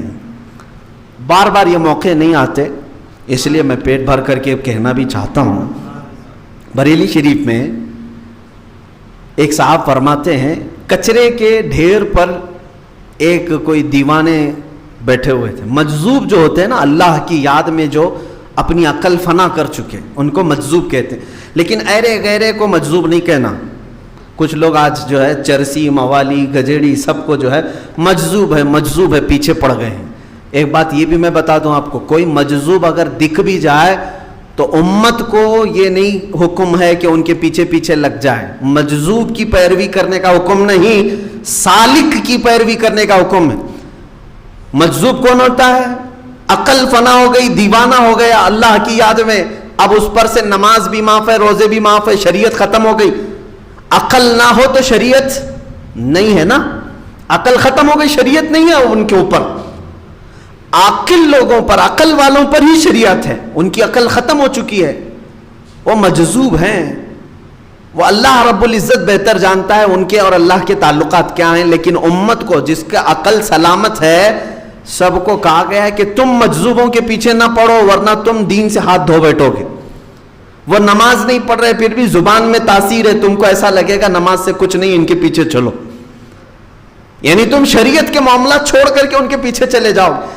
تمہیں حکم ہے سالک کہتے ہیں وہ اللہ کا ولی جو ہوش و حواس میں شریعت پر قائم ہے، اور اللہ کا ولی ان کے پیچھے چلنے کا تمہیں حکم ہے۔ بریلی شریف میں ایک مجذوب تھے، وہ خالی ایک لنگوٹ پہنے ہوتے، یعنی چھوٹی سی تہبند جو ہے، ایک کپڑا، اور باقی پورا بدن ننگا، کچرے کے گھوٹ ایک ڈھیر پر بیٹھے رہتے تھے۔ ایک صاحب وہاں سے گزر رہے تھے، وہ مرید تھے سرکار مفتی اعظم ہند کے۔ اس مجذوب نے بلایا، اے ادھر آؤ، کہاں جا رہا ہے؟ انہوں نے کہا میں بڑے مولانا صاحب کے پاس جا رہا ہوں، مفتی اعظم ہند کے پاس۔ انہوں نے کچرے کے ڈھیر میں کاغذ کا ایک ٹکڑا پڑا تھا، اسے اٹھایا، انگلی میں یوں یوں یوں کیا اور کہا جا تیرے بڑے مولانا کو دے دے۔ وہ لے کر کیا ہے، دیوانہ مجذوب آدمی، کچھ بھی نہیں، انگلی سے یوں گھمایا اور دے دیا۔ کہتے ہیں میں لے کے آیا، محفل میں بیٹھا مفتی اعظم ہند رضی اللہ تعالیٰ عنہ کے، تھوڑی دیر کے بعد میں نے دل میں سوچا دوں بھی کہ نہیں دوں، کہیں میرا مذاق نہ ہو جائے۔ کچرے میں بیٹھا ہوا دیوانہ کاغذ پہ انگلی پھرا کے دے دیا۔ جب سب لوگ چھٹنے لگے تو اس مرید نے کہا حضور فلاں کچرے کی ڈھیر پر وہ جو ایک صاحب بیٹھتے ہیں، انہوں نے ایسے لکھ کر کے آپ کو کچھ دیا ہے۔ مفتی اعظم ہند نے دیکھا کوڑا کاغذ ہے، کچھ بھی نہیں، آگے پیچھے کچھ نہیں، لیکن اس کو دیکھ کر کے مفتی اعظم ہند مسکرائے۔ اپنی انگلی سے انہوں نے بھی یوں ہی کہا کہ جاؤ انہی کو واپس دے دو۔ وہ ایک طرف سے دیوانے ہیں لیکن یہاں تو پورے ہوش و حواس والے ہیں، انہوں نے بھی وہی کیا۔ وہ لے کر کے صاحب گئے اور وہ جو کچرے کی ڈھیر پر ابھی تک وہ انتظار کر رہے تھے، جا کر کے یہ چٹھی ان کو دی کہ بڑے مولانا نے آپ کو دی۔ یہ جیسے دیا انہوں نے اپنی لنگی کھولی، لنگوٹ نکال دیا، پورا بدن برہنا اور نکل کر بھاگنے لگے۔ ہو گیا میرا مسئلہ، ہو گیا میرا مسئلہ، اس طرح کہتے ہوئے بھاگنے لگے۔ وہ لنگوٹ بھی وہیں پڑی ہوئی تھی۔ ان کو سمجھ میں ہی نہیں آیا کیا تھا دونوں کے درمیان، وہ پریشان تھے۔ اسی لیے کہتے ہیں مجذوبوں کے پیچھے نہ جاؤ، نہیں تو تم پاگل بن جاؤ گے۔ چند لمحوں کے بعد وہ پھر واپس مفتی اعظم ہند کے پاس آئے، کہا کہ حضور آپ نے کیا گھمایا معلوم نہیں، وہ تہبند کھول کے بھاگ گئے، لنگی کھول کر بھاگ گئے۔ سرکار مفتی اعظم ہند رضی اللہ تعالیٰ عنہ نے جواباً فرمایا اب وہ تمہیں نہیں ملیں گے کبھی، اب وہ تمہیں کبھی نہیں ملیں گے۔ وہ مجذوب تھے اور قطبیت کے مقام کو پہنچے ہوئے تھے، اللہ رب العزت کے ایک ولی ہیں۔ انہوں نے مجھ سے یہ سوال کیا تھا، مفتی صاحب اللہ کی یاد میں جو بندہ ساری دنیا چھوڑ چکا ہو، اللہ کی یاد میں جو بندہ ساری دنیا چھوڑ چکا ہو، دنیا کی اگر کوئی چیز اس کے جسم پر ہے تو ایک تہبند ہے، کیا تمہاری شریعت وہ تہبند بھی اتارنے کی اجازت دیتی ہے؟ شریعت اس بات کی اجازت دیتی ہے۔ مفتی اعظم ہند رضی اللہ تعالیٰ عنہ نے کہا میں نے جواب میں یہ لکھا جس نے کل دنیا چھوڑی ہو اور جس کی عقل بھی نہ ہو، اس کے لیے نہ تہبند کی ضرورت ہے نہ کسی کپڑے کی ضرورت ہے۔ میں نے جواب میں یہ لکھا، انہوں نے تہبند کھولی اور چلے گئے۔ یہ اہل اللہ کے درمیان کے معاملات ہیں میرے عزیزو۔ شریعت کی یہاں پر باریکی سمجھانے کے لیے مجھے پھر اور لمبا وقت چلے گا کہ ایسا کیسا مسئلہ ہے کہ کسی کو ننگا ہونے کا حکم دیا جائے۔ یہ ان لوگوں کے لیے ہے جو جذب کے عالم میں ہیں، وہ دنیا کی کوئی چیز نہیں پسند کرتے۔ اعلیٰ حضرت کے زمانے میں ایک مجذوب تھے، اعلیٰ حضرت کے زمانے میں وہ ہمیشہ برہنہ رہتے تھے۔ ایک دن سنا ہے کہ وہ کپڑے پہن کے آ گئے جب اعلیٰ حضرت آنے لگے، یا پھر کسی ایک دوسرے بزرگ کے متعلق یہ بات مشہور ہے، جنازے میں وہ کپڑا پہن کر کے آئے، جنازہ تھا بزرگ کا، وہ کپڑا پہن کر کے آئے۔ لوگوں نے کہا بابا جی آپ لنگے رہتے تھے، آج کپڑا پہن کے آئے ہو۔ کہا پہلی مرتبہ کسی زندے کے سامنے آیا ہوں تو شرم تو آئے گی۔ بات سمجھا؟ جنازہ ہے، جنازے میں یہ آج پہلی بار کپڑا پہن کے آئے ہیں جو زندگی بھر ننگے رہتے تھے۔ لوگوں نے کہا بابا جی آج کہاں سے کپڑے آ گئے تمہارے بدن پر؟ تو انہوں نے کہا پہلی مرتبہ ایک زندے کے سامنے آیا ہوں جس کی وجہ سے میں بدن چھپایا ہوں، باقی سب تم لوگ تو سب مردے ہو، تم کو سے کیا بدن چھپاؤں؟ یہ مجذوب لوگوں کی باتیں ہیں میرے عزیزو۔ بہرحال سرکار مفتی اعظم ہند کا ایک مقام تھا کہ وقت کے قطب بھی اور مجذوب بھی ان سے فتویٰ پوچھا کرتے تھے، ان سے مسائل شریعت دریافت کرتے۔ بہرحال سرکار مفتی اعظم ہند کو اللہ نے یہ سارے انعامات دیے تھے، لیکن ان کا ایک شعر جو ہے یہ ہمیں تڑپا دیتا ہے، تڑپا دیتا ہے۔ اگر میں وہ شعر پڑھوں تو سارے لوگوں کا غرور، تکبر، گھمنڈ سب فنا ہو جانا چاہیے۔ میں کسی کھیت کا مولی نہیں ہوں، میری کوئی حیثیت نہیں جو آج میں کھڑا ہوں، میں شاید مجمع کا سب سے کمتر آدمی ہوں۔ مفتی اعظم ہند جب یہ بات کہتے ہیں، میرے اعمال سیاہ نے کیا جینا تو بھر، میرے اعمال سیاہ نے کیا جینا تو بھر، زہر کھاتا تیرے ارشاد نے کھانے نہ دیا۔ ان کے کون سے اعمال سیاہ تھے جو زندگی میں یہ کہہ رہے ہیں 90 سال کی عمر میں کب جوانی آئی کب گئی پتہ ہی نہیں چلا۔ وہ بزرگ جب بارگاہ رسالت میں آپ صلی اللہ علیہ وسلم میں نعت لکھ رہے ہیں تو یوں کہہ رہے ہیں، میرے اعمال سیاہ نے کیا جینا تو بھر، یا رسول اللہ زہر کھاتا تیرے ارشاد نے کھانے نہ دیا۔ میرے عزیزو، یہاں ہمارے تو گناہوں پر گناہ ہیں، لیکن ہم یہ کہتے ہیں ہم بڑے پاک لوگ ہیں، دوسروں کے گناہ سب کے نظر آتے ہیں، اپنے کسی کو نظر نہیں آتے۔ دوسرا شعر میرے مفتی اعظم ہند کا یہ ہے، آپ نے یہ نہیں کہا کہ ہزاروں لوگ میرے ہاتھ پر توبہ کر چکے ہیں، ہزاروں نہیں، میں اگر سچ بات بتاؤں، مفتی اعظم ہند کے چہرے کو دیکھ کر لاکھوں لوگ توبہ کرتے تھے، گناہوں سے توبہ کرتے تھے۔ وہ جب یہ رسول پاک صلی اللہ علیہ وسلم کی بارگاہ میں نعت لکھ رہے ہیں تو یوں کہتے ہیں، میرے اعمال کا بدلہ تو جہنم ہی تھا۔ اللہ اکبر، اس کو کہتے ہیں عاجزی اور انکساری۔ مفتی اعظم ہند فرما رہے، میرے اعمال کا بدلہ تو جہنم ہی تھا، میں تو جاتا میرے سرکار نے جانے نہ دیا۔ یعنی کل ملا کر کے انہوں نے کیا کہا، ہماری زندگی پر اگر کوئی چیز قیامت کے دن شفاعت کا سبب بن سکتی ہے تو میرے مصطفیٰ کی ذات ہے۔ کبھی یہ نہ سمجھنا کہ میں بہت بڑا متقی ہوں، میں بہت بڑا پرہیزگار ہوں، بہت بڑا عالم ہوں، میرے ساتھ ہزاروں لوگ توبہ کر چکے، یہ غرور اور گھمنڈ کبھی کسی کو نہ آئے۔ مفتی اعظم ہند رضی اللہ تعالیٰ عنہ جو عاجزی اور انکساری کرتے تھے وہ بہت کم لوگوں میں دیکھنے کو ملی ہے۔ اسی لیے آپ نے مشہور جو آپ کی نعت ہے، تو شمع رسالت ہے عالم تیرا پروانہ، اس نعت کے اخیر کا جو شعر لکھا تھا انہوں نے، اس کو حضور تاج الشریعہ رحمۃ اللہ علیہ نے بدل دیا تھا۔ اعلیٰ حضرت رضی اللہ تعالیٰ عنہ کے اس صاحبزادے مفتی اعظم ہند نے کہا تھا، ان کا شعر تھا مفتی اعظم ہند کا، وہ تو شمع رسالت کی نہ، یہ حضور تاج الشریعہ نے لکھا ہے۔ اس سے پہلے مفتی اعظم ہند یوں کہتے تھے، نہ نہیں نہیں نہیں، یہ نہیں، یہ بدلا ہوا شعر ہے۔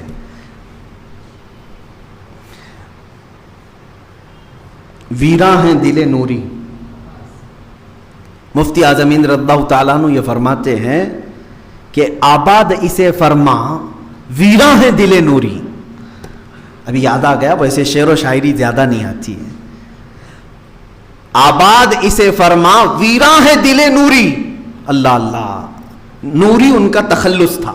مفتی اعظم ہند جو تخلص ہوتا ہے شاعر کا وہ آخری شعر میں لکھتا ہے۔ مفتی اعظم ہند یوں کہہ رہے ہیں، یا رسول اللہ آباد اسے فرما ویراں ہے دل نوری، تا حشر رہے روشن نوری کا ایک آشانہ۔ اس دل کے بارے میں اگر میں بتاؤں تو محفل میں حاضر لوگ بتاتے ہیں، گواہ ہیں آج بھی، جب تنہا حجرے میں ہوتے تھے آنکھ لگ جاتی تو میں یعنی حجرے میں اللہ اللہ اللہ کی آواز آتی ہی رہتی تھی جبکہ وہ سوئے ہوتے تھے۔ کئی لوگ ہیں جو قریب سے جا کر سنتے تھے اور کہتے ہیں ان کے دل پاک سے یہ آواز دھڑکن میں رہتی تھی، جو بیٹھتے اٹھتے ہمیشہ یہ کہتے تھے اللہ اللہ اللہ۔ وہ نزع کے عالم میں بھی جب آخری وقت تھا کثرت سے مفتی اعظم ہند کی زبان پر یہی لفظ اللہ اللہ، اور بزرگوں نے فرمایا جو کثرت سے یہ لفظ کا ورد کرتا ہے اگر اس کی زبان بند ہو جائے تو دل وہ جملہ بولنے لگ جاتا ہے۔ جس کا دل کثرت سے اللہ اللہ کہہ رہا ہو وہ مفتی اعظم ہند یوں کہہ رہے بارگاہ رسالت میں، آباد اسے فرما ویراں ہے دل نوری، ویران، میرا دل ویران ہو گیا، آپ آباد کریں۔ یہ عاجزی و انکساری کی حد ہو گئی۔ آباد اسے فرما ویراں ہے دل نوری، تا حشر رہے روشن نوری کا ایک آشانہ۔ لیکن اب ہم جیسوں کو یہ پڑھنے کی ہمت نہیں ہوتی۔ مفتی اعظم ہند کے دل کو ویران کون کہے گا؟ جس دل کی دھڑکن سے اللہ اللہ کی صدائیں آتی ہو.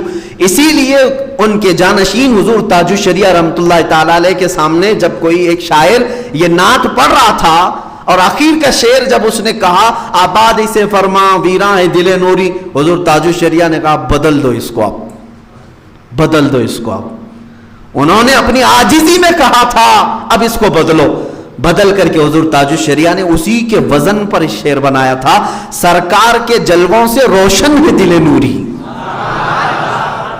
انہوں نے کیا کہا تھا؟ آباد اسے فرما ویراں ہے دل نوری، مگر جانشین اور خلف حضور تاج الشریعہ نے یوں کہا سرکار کے جلووں سے روشن ہے دل نوری، تا حشر رہے روشن نوری کا ایک آشانہ. یہ حضور مفتی اعظم ہند رضی اللہ تعالیٰ عنہ کی عاجزی و انکساری ہے. میرے عزیزو یہ بھی ہماری زندگی میں ہونا ضروری ہے، یہ بھی ہونا ضروری ہے. ٹرین کا سفر جنرل ڈبے میں جا رہے ہیں بریلی شریف، چند لوگ بیٹھے ہوئے تھے، آپ کو جگہ نہیں ملی، 2 مرید ساتھ ہیں اور وہاں بیٹھے ہوئے لوگ کہاں جا رہے تھے؟ جب بریلی جا رہے تھے، اور مفتی اعظم ہند اٹیچی لے کر کے سوٹکیس لے کر کھڑے ہیں جنرل ڈبے میں. بات چیت کرنے والے آپس میں کہہ رہے ہیں میاں تم کہاں جا رہے ہیں؟ وہ کہہ رہے ہیں بریلی جا رہے ہیں. وہ کہہ رہے ہیں کہاں جا رہے ہیں؟ بریلی جا رہے ہیں، اعلیٰ حضرت کے ہاں زیارت کرنے کے لیے جا رہے ہیں. مریدین نے سوچا کہ ان لوگوں کو بتا دوں جن کی زیارت کرنے جا رہے ہیں ان کے شہزادے یہاں کھڑے ہیں. وہ نہیں پہچانتے تھے بیچارے اجنبی. مفتی اعظم ہند نے روک دیا، منع کر دیا، ہاں نہ بتاؤ، ہرگز نہ بتاؤ. کھڑے کھڑے پورا سفر طے کر لیا. بریلی شریف اسٹیشن پر اترے.